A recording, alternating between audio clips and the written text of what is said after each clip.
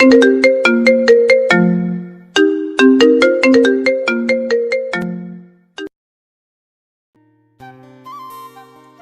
যখন বললেন যে আমার বিয়ে হবে আমার খালাতো বোনের সাথে, সে কথা শুনেই আমি ভয়ে বাসে করে কক্সবাজার চলে আসলাম। এখানে একটি হোটেলে উঠেছি নিজেকে লুকিয়ে রাখার জন্য। আমাকে পেলেই মা খালা মিলে বিয়ে দিয়ে দিবে, তাই কয়েকদিন লুকিয়ে থাকি।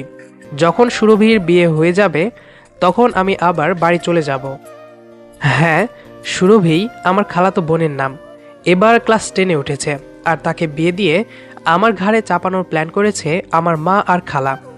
হোটেল রুমে ঘুমিয়েছিলাম, হঠাৎ কলিং বেলের শব্দে তড়াক করে উঠে। দরজা খুলতে দেখি একটা ফুলের তোড়া হাতে কে যেন দাঁড়িয়ে আছে।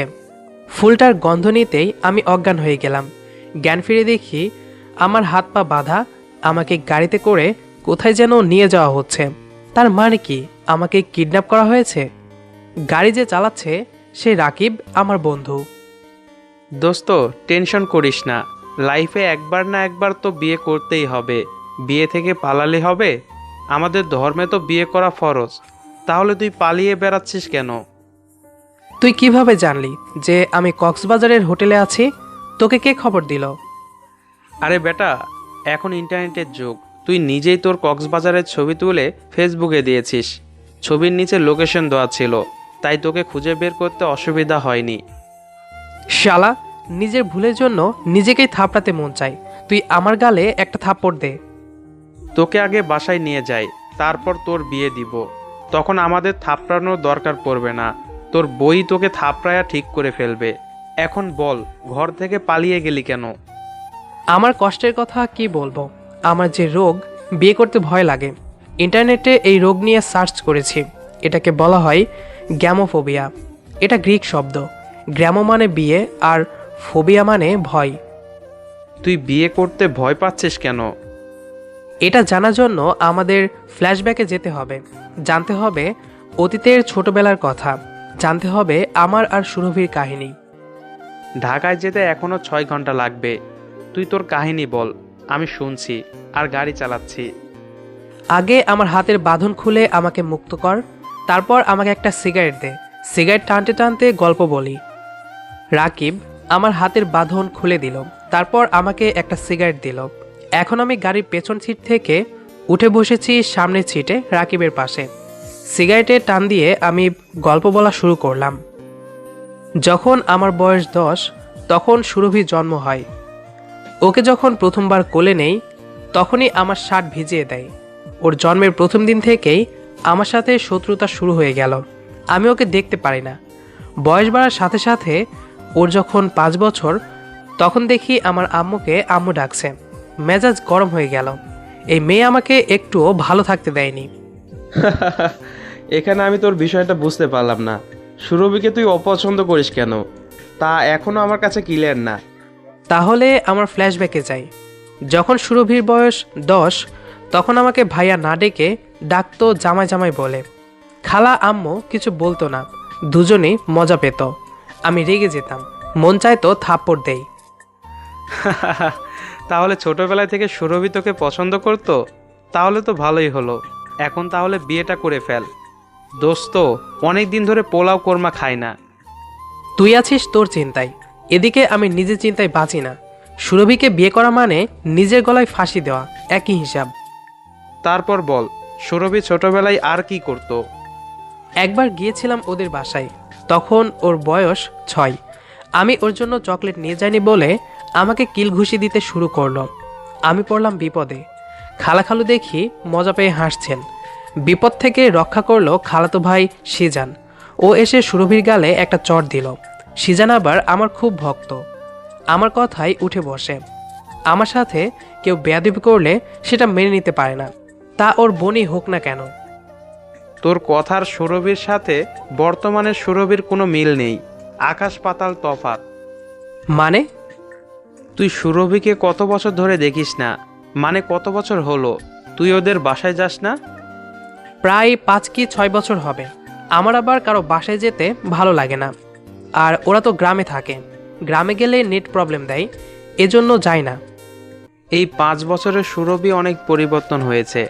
আগের মতো রাগী না, এখন খুবই শান্তশিষ্ট আর ভদ্র। চোখে কাজল দেওয়া মায়াবতী মেয়ে, যাকে দেখলেই প্রেমে পড়া যায়। তুই ওদের বাসায় গেলি কখন? 2 দিন আগে আমি আর আন্টি, মানে তোর আম্মা মিলে গিয়েছিলাম সুরভিকে দেখতে। সেখানেই বিয়ের কথা ঠিক করা হয়েছে। আগামীকালই তোর বিয়ে। আমি তাদের বলেছি জামাই কোথায় পালিয়েছে আমি জানি, আর আমি তাকে ধরে নিয়ে আসব। এত তাড়াহুড়া করার কি ছিল? আগামীকাল বিয়ে মানে কি? আমি তো এখনো বিয়ের শপিংই করলাম না। আমার শরীরের মাপ দিয়ে তোর শপিং করা হয়েছে, কারণ তোর আর আমার শরীর প্রায় একই মাপের। এজন্যই তো তুই আমার জামা কাপড় নিয়ে আর ফেরত দিস না। কালো শার্টটা ফেরত দিয়ে যাস। ওটা তুই ভুলে যা, কোনো দিনও পাবি না। আমি জানি রাকিব অনেক ধনী ঘরের ছেলে, তবুও ও বন্ধুদের জামা কাপড় নেয় ভালোবেসে, সেগুলো পরতে ভালোবাসে। আর রাকিব হচ্ছে সেই রকম ছেলে যাকে বিপদে পাশে পাওয়া যায়। একবার রাতে বাসায় ফেরার সময় শুরু হলো বৃষ্টি। আমি রাকিবকে কল করতে দেখি ও ছাতা নিয়ে চলে এসেছে। এরকম বন্ধু পাওয়া এক ধরনের ভাগ্যের ব্যাপার। আজ আমার আর সুরভির বিয়ে। রাকিব আমাকে পাঞ্জাবি পায়জামা পরিয়ে দিল।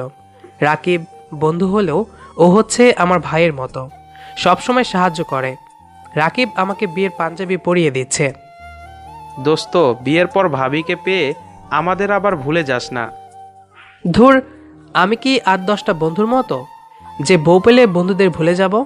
বউ 2 দিনের, আজকে ভালো লাগলো না, কালকে ডিভোর্স দিয়ে দিব, কিন্তু বন্ধুত্ব আজীবনের। তুই যদি সুরভিকে ডিভোর্স দিয়ে দিস, তাহলে তখন ওকে আমি বিয়ে করে নিব। শালা হারামি কোথাকার, যা ভাগ এখান থেকে। এখান থেকে ভাগলে তোকে পাঞ্জাবি পরিয়ে দিবে কে? রাত 10টা, আমি, আম্মু ও রাকিব বিয়েবাড়িতে উপস্থিত হলাম। গ্রামের বিয়ে যেমন হয়, একদম নীরবতা, কোনো গান বাজনা নেই। তারা নাকি ধার্মিকভাবে বিয়ে দিবে, তাই গান বাজনার ব্যবস্থা করে নাই। এমনকি গেট ধরে যে টাকা তুলবে সেটাও করে নাই। আমি তো আগেই বিয়ে করতে চাচ্ছিলাম না, এখন এসব দেখে মন চাইছে এখনই চলে যাই। আমি বিয়ে করব না, আমি চলে গেলাম। তুই আম্মুকে নিয়ে বাসায় আয়। দোস্ত, পাগলামি করিস না। তোর খালারা আগে নাকি বড়লোক ছিল, এখন গরিব হয়ে গেছে, তাই এত কম বয়সী মেয়েকে তাড়াতাড়ি বিয়ে দিচ্ছে। কথাটা শুনে অবাক হলাম। খালারা গরিব হলেন কিভাবে? তা আমি জানতাম না। ওনারা যখন বড়লোক ছিল তখন আমরা ছিলাম গরিব। আমার যখন 5 বছর তখন বাবা মারা যান। উনি প্রচুর পরিমাণ ধূমপান করতেন, তাই ওনার ক্যান্সার ধরা পড়ে। আর যখন তিনি মারা যান তখন আফসোস নিয়ে মারা যান যে ওনার কাছে এখন পরিবার, ভালোবাসার মানুষ সব আছে, কিন্তু উনি থাকবেন না। তারপর আম্মুই আমাকে একা মানুষ করান। পড়াশোনা বেশি করতে পারেনি, মাত্র 8ম শ্রেণীতে ওঠার পরেই আমাকে কাজে দিয়ে দেওয়া হলো। অল্প বয়স থেকেই আমি শিখতে লাগলাম কাপড়ের ব্যবসা।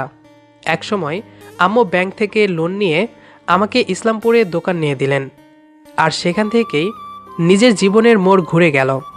আমাদের আর ফিরে তাকাতে হয়নি। এখন আমার নিজের 3টা দোকান। যখন আমরা অসহায় ছিলাম তখন খালা আমাদের সাহায্য করেননি, তাই যখন এটা জানতে পারলাম যে আম্মু অনেক কষ্টে দর্জির কাজ করে আমাকে মানুষ করেছেন, আমার বন্ধুবান্ধব, পরিবার কেউ আমাদের সাহায্য করেনি। আজ যখন আমি প্রতিষ্ঠিত, তখনই খালা নিজের মেয়েকে বিয়ে দেওয়ার জন্য পাগল হয়ে গেলেন। এসব রাজনৈতিক চাল আমি আগেই বুঝতে পেরেছি। আম্মু কষ্ট পাবে বলে ওনাকে কিছু বুঝতে দেয়নি।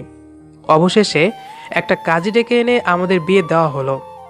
আমি চাইলে ঢাকায় কমিউনিটি সেন্টারে নিয়ে বিয়ের আয়োজন করতে পারতাম, কিন্তু করিনি, কারণ এই বিয়েতে আমার মত ছিল না। এখন আমার আর সুরভির বাসরাত হবে। প্রায় সব ছেলেরাই এই রাতের জন্য অপেক্ষা করে। আমি অপেক্ষা করছি কখন ঘুমাবো। ঘরে ধাক্কা দিয়ে ঢুকিয়ে দিল রাকিব। ঘরে ঢুকেই দেখি সুরভি লাল শাড়ি পরে খাটের ওপর বসে আছে। আমি কোনো কথা বললাম না, সোজা গিয়ে শুয়ে পড়লাম খাটে। দেখুন, আমি খুব ক্লান্ত, আজ কোনো কথা বলতে পারবো না, আর আপনি জামা কাপড় চেঞ্জ করে শুয়ে পড়ুন। আমার খুব ঘুম পাচ্ছে, আর দয়া করে আমার থেকে 1 হাত দূরে ঘুমাবেন। আমার ঘুম খুব পাতলা, কারো শরীরের সাথে শরীর লাগলে আমার ঘুম ভেঙে যায়। আমি আমার আর সুরভির মাঝে একটা কোলবালিশ রাখলাম। এই মেয়েকে আমি ছোটবেলা থেকেই দেখতে পারি না, এখন ওকে কষ্ট দিয়ে ভালো লাগছে। আপনি যা বলবেন আমি তা মেনে নিব। ও উঠুন বলছি, এখন গল্প করব আমরা। আপনি যদি এখন ঘুমান তাহলে আমি আপনার উপর ঠান্ডা পানি মারবো। আমি মনে মনে ভয় পেয়ে গেলাম। মনে মনে বললাম, আল্লাহ, এ কোন মুসিবতে পড়লাম, আমাকে উদ্ধার করো। বিয়ের প্রথম রাতেই যদি পানি মারে স্বামীকে, তাহলে শেষ রাতে মনে হয় গলা টিপে মারবে। কি কথা কানে যাচ্ছে না আপনার? উঠতে বলছি, উঠবেন নাকি লাথি মেরে খাট থেকে ফেলে দিব? লাথি খাওয়ার ভয়ে আমি তড়াৎ করে উঠে বসলাম। মানুষ নাকি বইয়ের কথায় উঠবস করে, এখন আমারও একই দশা হয়েছে। তাই বিয়ে করার আগে সাবধান হও যুবক। এই তো গুড, আমার লক্ষ্মীর স্বামীটা। এবার আমি আপনাকে আমার প্রেমের গল্প বলবো, আপনি জেনে খুশি হবেন। আপনার বউ জীবনে 40টারও বেশি প্রেম করেছে, কিন্তু শেষবারের প্রেমটা রিয়েল ছিল, আর তখনই আপনি আমাকে বিয়ে করে ফেললেন। দেখেন, আমি প্রেমের গল্প শুনতে ভালো লাগে না আমার। আপনি 40টা কেন, 100টা প্রেম করলেও আমার কিছু আসে যায় না। করতেই পারেন, স্বাভাবিক। তা আপনি কয়টা প্রেম করেছেন জীবনে? আমি সরল মনে উত্তর দিলাম, বেশি না, 2টা। একটা ছিল 12 ভাতারি, আর একটা ছিল লোভী মেয়ে। সুরভি রাগী চোখে তাকিয়ে আছে। আসলে আমি আপনাকে পরীক্ষা করলাম যে আপনি প্রেম করছেন না। আমি আমার লাইফে একটাও প্রেম করিনি, সব ছেলেকে রিজেক্ট করে দিয়েছি নিজের হবু বরের জন্য। আর আপনি দুইটা প্রেম করেছেন? এত ওভার রিয়াক্ট করার কি আছে? এটা কি কোনো নাটক হচ্ছে? এখন আসল কথায় আসি। এই বিয়েতে আমার মত ছিল না, আম্মুর কথাই বিয়ে করেছি। তুমি থাকবে তোমার মতো, আমি আমার মতো, ঠিক আছে? না, ঠিক নেই, কোনো কিচ্ছু ঠিক নেই। শাশুড়ি মা আমাকে বিয়ের আগেই এসব বলেছেন। আপনি যে কেমন তা আমি ছোটবেলা থেকেই জানি। ভালোবাসেন ঠিকই, কিন্তু মনের কথা বলতে পারেন না। তুমি দেখি বাচাল মেয়ে, অনার্গল কথা বলে যাচ্ছ। এখন চুপ করে ঘুমাও। আপনি আমাকে বাচাল বললেন? এখন কিন্তু আমি কেঁদে ফেলবো, আর আমি একবার কাঁদলে আমাকে কেউ থামাতে পারে না। আমাকে সরি বলুন, না হলে আমি এখনই হাউমাউ করে কাঁদবো। এই বাচ্চা মেয়েকে নিয়ে ভালো একটা ভেজালে পড়লাম। এই মেয়ে আছে কল্পনার জগতে, বাস্তবে সংসার কি তা বুঝবে 2 দিন পর। সুরভির মতো 15 বয়সের মেয়েরা ভাবে সংসার মানে সারাদিন স্বামীর ভালোবাসা আর ভালোবাসা, কিন্তু বাস্তবে স্বামী কখনো প্রেমিক হতে পারে না। দুজন মানুষ একসাথে থাকতে থাকতে বিরক্ত লেগে যায়, তখন তারা চায় ডিভোর্স। এমন কি কোনো মেয়ে আছে যাকে দেখলে মনে হবে এর সাথে আজীবন কাটিয়ে দেই? কি ভাবতেছেন এতক্ষণ ধরে? নিশ্চয়ই কোনো মেয়ের কথা, তাই না? দেখো, এসব ন্যাকামি আমার ভালো লাগে না। এমন ন্যাকামি করে কথা বলবা না। ভাইয়া, আমি আপনার বুকে ঘুমাবো, আপনি আমার মাথার চুলে বিলি কেটে দিবেন, আর আমরা এভাবেই রাত কাটাবো। যখন বৃষ্টি হবে তখন আমরা একসাথে ভিজবো। ভেজা শেষে আপনি একটা চেয়ারে বসবেন, আমি বসবো আপনার হাঁটুতে। তারপর একটা মগে আমরা কফি খাবো আর বৃষ্টি দেখবো। দেখো সুরভি, ভালোবাসা কি আমি তা জানি না। আমি আমার লাইফে কখনো ভালোবাসা পাইনি, তাই আমার কাছ থেকে ভালোবাসা আশা করো না। সকালে ঘুম থেকে উঠে দেখি কফি হাতে দাঁড়িয়ে আছে সুরভি। এই নেন, আপনার জন্য কফি বানিয়ে আনলাম। মায়ের কাছ থেকে জেনেছি আপনার কফি খুব পছন্দ। আমি ঘুম থেকে উঠে কফি খাই না। আমি প্রথমে একটা সিগারেট খাই, তারপর নাস্তা করে কফি খাই। দাও, আমার সিগারেটের প্যাকেটটা দাও। সিগারেটের প্যাকেট আমি টয়লেটে ফেলে দিয়েছি। এখন থেকে আপনাকে আমি আর সিগারেট খেতে দিব না। খালু মারা গেলেন এই সিগারেটের কারণে, আপনিও তো একই ভুল করবেন। দেখো, আমার লাইফ, আমার যা ইচ্ছা করব। তুমি এসব বলার কে? আমি তোমাকে বউ মানি না, কখনো মানবও না। সুরভির চোখের কোণা ভিজে উঠেছে, আমি লক্ষ্য করলাম। ভালোই হয়েছে, সবসময় আমাকে বিরক্ত করে, উচিত শিক্ষা হয়েছে। 20 দিন পর প্রতিদিন সুরভি ঘুম থেকে উঠেই দেখতাম কফির মগ হাতে নিয়ে দাঁড়িয়ে থাকতো আর আমার বকা খেত। আমি ওকে একদমই দেখতে পারি না। আমি তখন আয়নায় দাঁড়িয়ে তৈরি হচ্ছিলাম দোকানে যাওয়ার জন্য। দেখলাম বেল্ট নেই। আমি চেঁচিয়ে উঠলাম, সুরভি, সুরভি, আমার বেল্ট কই? বেল্ট ছাড়া কি আমি বাইরে যাব? একটা জিনিসও ঘরে ঠিক মতো ঠিক জায়গায় পাই না। সুরভি বেল্ট হাতে দাঁড়িয়ে আছে, আমার কাছে এসে আমাকে বেল্ট পরিয়ে দিল। নিজের জিনিস নিজেকে যত্ন নিতে হয়, যখন হারিয়ে যাবে তখন বুঝেন যে বেল্টের আসল মূল্য। যখন থাকে তখন তো বুঝেন না। হয়েছে, তোমাকে আর জ্ঞানী জ্ঞানী কথা বলতে হবে না, আমার চোখের সামনে থেকে যাও। সুরভি চলে গেল। এবারও আমি তার চোখে অশ্রু দেখলাম। পরের দিন সকালে দেখি কফি হাতে মূর্তির মতো দাঁড়িয়ে আছে। আমি তার হাত থেকে কফি নিলাম। সে ভাবলো আমি খাবো, তাই সে হেসে ফেলল। তারপর কফিটা ফেলে দিলাম জানালা দিয়ে। গতকাল দোকানে চুরি করে আমার এক কর্মচারী পালিয়ে গেছে, তাই আজ আমার মন মেজাজ খুব খারাপ। খাবার খেতে বসে দেখি ডিমে লবণ বেশি আর রুটি ঠিকমতো ভাজা হয়নি, পুড়ে কালো হয়ে গেছে। সুরভি, সুরভি! সুরভি আমার সামনে আসলো। এটা কি রুটি নাকি অন্য কিছু? একটা কাজও ঠিকমতো করতে পারো না তুমি? তোমাকে দিয়ে আমার কিছু হবে না। কথাটা বলে রুটি ও ভাজি ছুঁড়ে মারলাম সুরভির মুখে। বেচারি অপমানে চুপ হয়ে আছে। তার চোখ ছলছল করছে, কিন্তু কোনো কথা বলছে না। ডিমে লবণ এত বেশি কেন? ডিম অমলেট করেছ, লবণ কতটুকু দেয় তাও জানো না? আসলে আমার বাবা মায়ের বাসায় আমাকে রান্না করতে দিত না, আর আমি কখনো রান্না বান্না করিনি। ঠাস করে একটা থাপ্পড় দিলাম সুরভির গালে। বড়লোকি দেখাও আমাকে? তোমার এসব বড়লোকি কথাবার্তা এখানে চলবে না।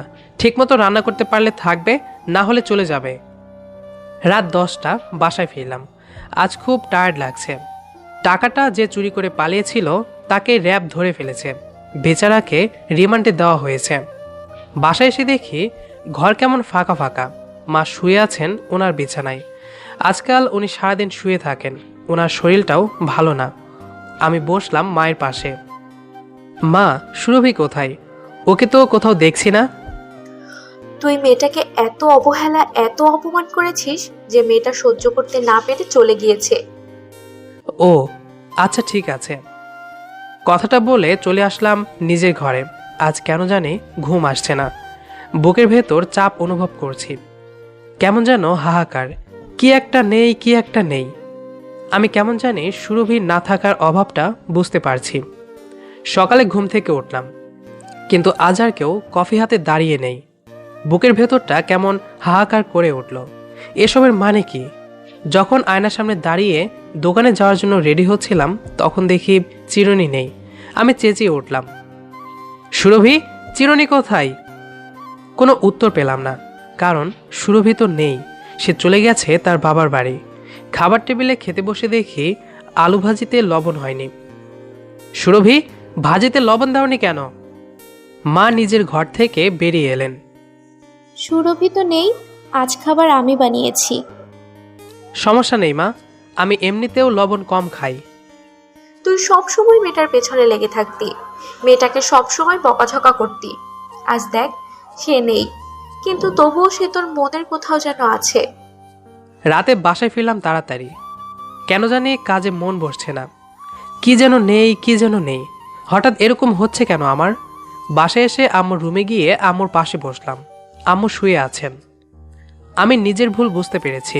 আমার উচিত হয়নি ওর সাথে এমন ব্যবহার করা। এখন আমি কি করব মা? তুই ওকে বাসায় ফিরিয়ে নিয়ে আয়। ও যে শুধু তোর একার যত্ন করতো তা না, আমারও ওষুধপত্র টাইমে টাইমে দিত। সুরভি যদি ফিরে না আসে তখন আমি কি করব? তখন তুই ওকে জোর করে ফিরিয়ে নিয়ে আসবি, পারবি না? অবশ্যই পারবো মা। পরের দিন সকালবেলা গাড়ি নিয়ে বেরিয়ে পড়লাম গ্রামের উদ্দেশ্যে। আবদুল্লাপুর থেকে মিষ্টি কিনে আমরা চললাম আরও ভেতরে। গাড়ি এসে থামলো তাদের উঠানে। আমি ঘরে ঢুকে খালাখালুকে পায়ে ধরে সালাম করলাম। তারপর বললাম, সুরভি কোথায়? তারা উত্তর দিল যে বাড়ির পেছনের বাগানে সে বসে আছে। আমি দৌড়ে সেখানে পৌঁছালাম। সুরভি বসে আছে গাছের নিচে, তার কানে হেডফোন। আমি তার সামনে যেতেই আমার হার্টবিট বেড়ে গেল। সুরভি আমাকে দেখে উঠে দাঁড়ালো, কানের থেকে হেডফোন খুললো, তারপর দৌড়ে এসে আমাকে শক্ত করে জড়িয়ে ধরলো। আমিও তাকে জড়িয়ে ধরলাম। আমাকে ক্ষমা করে দাও সুরভি, আমি নিজের ভুল বুঝতে পেরেছি। তোমাকে ছাড়া এই কয়দিন আমার একা থাকতে খুব কষ্ট হয়েছে। আমি বুঝি খুব সুখে ছিলাম? আমার নিজেরও এখানে ভালো লাগেনি। নিজের বাপের বাড়ি, এখানে ছোটবেলা থেকে বড় হয়েছি, কিন্তু এখন তোমাকে ছাড়া আমি এখানে সত্যিই খুব একা। আমি তোমাকে ভালোবাসি সুরভি, যতই ঝগড়া বাধা বিপত্তি আসুক, প্রমিস করো আমাকে কখনো ছেড়ে যাবে না। প্রমিস করছি কখনো ছেড়ে যাব না, কিন্তু তুমিই তো সব সময় আমার সাথে খারাপ ব্যবহার করতে। আমার দোষ কি বলো? আমি তো তোমার সাহায্য করে তোমাকে একটু ভালো রাখতে চেয়েছি মাত্র। সরি, আমার ভুল হয়ে গেছে। বাড়ি চলো, আমি আর কখনো তোমার সাথে খারাপ ব্যবহার করব না। এখন থেকে শুধু আমাকে ভালোবাসবা, ঠিক আছে? মনে থাকবে তো? ওকে, মনে থাকবে। তারপর আমি আর সুরভি একে অপরের হাত ধরে বসে আছি গাড়িতে। আমাদের গাড়ি ছুটে চলেছে, আর আমরাও ছুটে চলেছি ভবিষ্যতের দিকে, ভালো দিনগুলোর দিকে। আমাদের আজকের গল্পটি আপনার কাছে কেমন লেগেছে সেটি অবশ্যই কমেন্ট করে জানাবেন। দেখা হবে আবারও নতুন কোনো গল্প নিয়ে। সেই পর্যন্ত আমাদের সাথেই থাকুন। ধন্যবাদ সবাইকে।